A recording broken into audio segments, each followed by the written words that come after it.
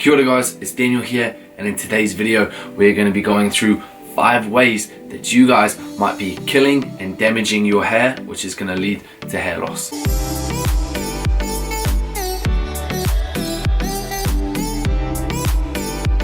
Alright guys, welcome back to another video. It is Thursday, so I hope your week is going well so far, and as always you guys are dressing well and getting things done. Now today's video is more on the health and beauty side of things and really targeting our hair. Now yes, I do have a beanie on today because I haven't been to the barbers in some time, so best thing about a hat or a beanie is you get to cover that problem up just like that. But today's video, 5 ways that you guys might be killing or damaging your hair, which can lead to hair loss. Now for guys these days, you know, like your hair and hairstyles and things like that are very important. Even the correct hairstyle can just make you look that much better. So before we even get into looking at hairstyles and things like that, we need to make sure that the base, that our hair and everything is nice and healthy, and that we're not actually doing harm to it. So that's why today we're going to be going through the 5 ways that you might be damaging or killing off your hair. So if you guys are new to the channel, make sure you do click that subscribe button down below, and if you enjoyed today's video, make sure you give it a nice big thumbs up. So with all that being said, let's get into today's video.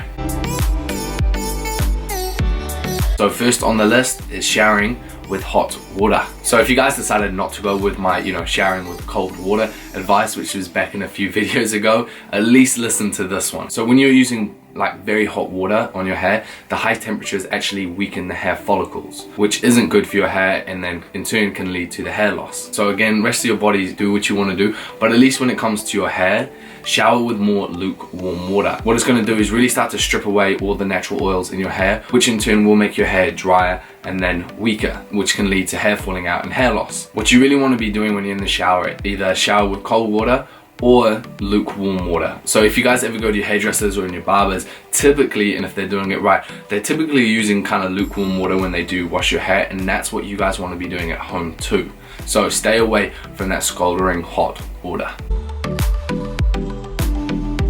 Second on the list, guys, and this is actually washing your hair too often. Now myself, I used to think, washing my hair all the time, especially when I had product in there, was really good for it. So I'd be, shampooing my hair almost every day just to get out all the hair product. But then a few years ago, I actually learned that that was actually doing more harm than good. So what actually happens is when you shampoo your hair all the time, you're actually going to start again stripping away all those natural oils in your hair, which, just like using the hot water, is going to lead to really dry, frizzy hair, which will be a lot weaker at the roots, which will lead to weakening the hair follicles, and then in return, damaging the hair and the hair falling out. What you guys actually want to do is aim to wash your hair with shampoo 2 to 3 times a week max. That's all you need. Now you can also still, go in the shower and just use water. That is fine. Like I said, keep it on that lukewarm side. Or if you really need to, use the conditioner, because that won't strip away any oils and it can kind of give it a bit more of that cleaner feel, especially if you've got a lot of product built up.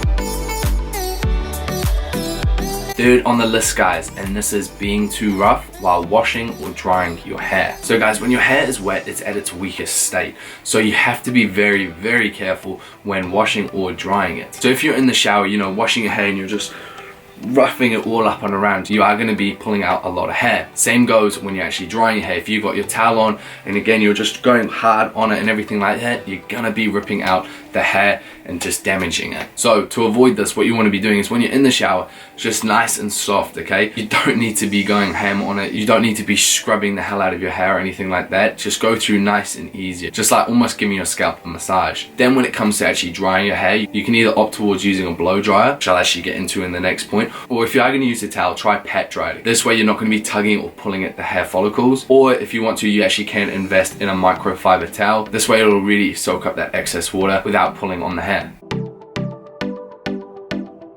Tip number 4, and this is about blow drying your hair. So using any heat tool, whether it be a blow dryer, a hair straightener, curling iron, if that's what you guys do, anything like that, it's fine to use, but using any sort of tool that applies heat to your hair will start to damage it. It'll dry it out, it'll go frizzy, and it'll start to just die out. What you want to do when using a blow dryer is 2 things. One is always use a heat protectant. So pretty much what a heat protectant spray does, in like really simple terms, it pretty much, when you spray it on, it just reduces kind of the the amount of time it takes for your kind of hair and hair follicles and stuff like that to actually heat up. When they heat up like too quick or there's too much heat, pretty much that's when, you know, the hair follicles and everything break. So you actually can go and like there's a lot more science into it, but yeah, I'm not about to like just spew all that on you guys. Way too many big words, way too many, just nah.